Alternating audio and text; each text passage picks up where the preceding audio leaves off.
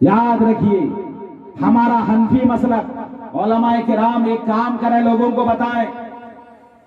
कहते हैं बुखारी शरीफ, मैंने एक जगह कह दिया हम हनफियों को बुखारी शरीफ की जरूरत नहीं है। हाँ ताजुब, बुखारी की जरूरत नहीं, हनफियों को जरूरत नहीं। मैं कहा हाँ, हनफियों को बुखारी की जरूरत नहीं, इसलिए कि इमाम बुखारी जो बुखारी शरीफ लिखे हैं,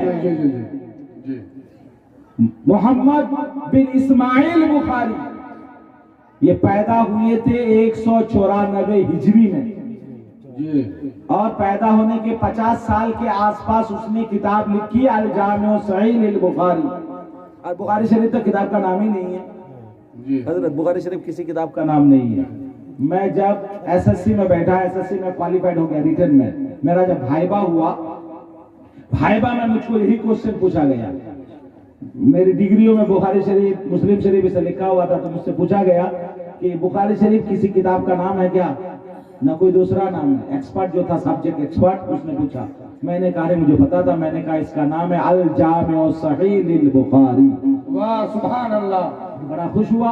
तो बुखारी शरीफ किसी किताब का नाम ही नहीं है, अल जामिउ सहीह। वो कब लिखी गई? नबी करीम सल्लल्लाहु अलैहि वसल्लम के इंतकाल के तकरीबन 200 साल बाद, तकरीबन 200 साल बाद। 50 साल में कितनी तब्दीलियां, 200 साल। इमाम बुखारी पैदा होते हैं 194 हिजरी में, और बुखारी ना हो तो कुछ नहीं। अरे हमारा मजहबी किताब, हमारी मजहबी किताब, আমাদের ধর্মীয় গ্রন্থ বুখারী নয়, একটি সোর্স অনলি, শুধু একটি সোর্স, শরীয়তের একটি সোর্স, ধর্মীয় গ্রন্থ নয়। ধর্মীয় গ্রন্থ হলো আল কোরআনুল করিম। वाह सुभान अल्लाह। जब अल कुरानुल करीम, तो हाथ उठाकर एक मरतबा और कह दीजिए सुभान अल्लाह। सुभान अल्लाह। इमाम बुखारी 194 हिजरी में पैदा होते, और हमारे इमाम आजम पैदा होते हैं 80 हिजरी में। इमाम बुखारी से कितने दिन पहले सोच लीजिए, 194, और इमाम आजम अबू हनीफा पैदा होते हैं 80 हिजरी में। उनका इंतकाल 150 या 60 हिजरी, इख्तिलाफ है। अगर 60 हिजरी मान ले तो तकरीबन 34 या 44 साल बाद इमाम बुखारी पैदा होते हैं। तो इमाम आजम कब पैदा हुए? इमाम आजम पैदा हुए, हम क्या कहते हैं, फिक़े हनफी है, तकलीद हनफी है, मसलक हनफी है, लेकिन इमाम बुखारी नहीं है। तो हमने कहा हमें इमाम बुखारी की जरूरत नहीं है। आओ, जब मैं बोलने वाला था इमाम बुखारी, बहुत दिन बाद में इमाम आजम, बहुत पहले सुनिए, इमाम आजम से किसी ने सवाल किया। एक सवाल होता है इसलिए जवाब देता हूँ। कहते हैं हनफी लोग तो कयास करते हैं, ये लोग हदीस थोड़े मानते हैं, हदीस तो हम मानते हैं। इमाम आजम से पूछा, उनका पड़ोसी है, गए, सरकार मेरी एक चीज गायब हो गई है, नहीं मिल रही है, मैं क्या करूं? कोई कारी पिन्नी छिल और कोई पिन्नी छिल, सरकार मेरी चीज गायब हो गई है, मैं क्या करूं? कहा कि जाओ 2 रकात नमाज पढ़ो, तुम्हें वो चीज मिल जाएगी।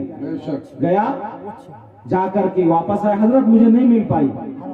दूसरे दिन आया, फिर कहा कि जाके नमाज पढ़ो। तीसरे दिन आया, फिर कहा कि जाकर के खुशू और खुशू के साथ नमाज पढ़ो। गए, खुशू और खुशू के साथ नमाज पढ़ता रहा, और चीज मिल गई। जो भी वो चीज मिल जाती है, फौरन सरकार इमाम आजम की बारगाह में आते हैं। आने के बाद अर्ज करते हैं, सरकार मुझे वो चीज मिल गई। सरकार एक बात बताएं, आप तो शरीयत का मसला बताते हैं, और हदीस और कुरान की रोशनी में दुनिया का एक मसला में फंस गया। अब मुझे नमाज पढ़ने के लिए गए, कहे ऐसा क्यों? कहा सुनो, वो भी मैंने जो फैसला किया है हदीस की रोशनी में किया है। आका ने फरमाया, जब तुम्हारी कोई चीज गायब हो जाए और तुम भूल जाओ, तो जब नमाज पढ़ोगे तो भूली हुई चीजें तुम्हें याद आ जाती है। लोगों, जब तुम कोई चीज भूल जाओ, कोई चीज गायब हो जाए, तो अल्लाह की बारगाह में सजदे कर लिया करो, तुम्हारी चीजें तुम्हें मिल जाएगी इंशाअल्लाह, भूली हुई चीजें याद आ जाएंगी।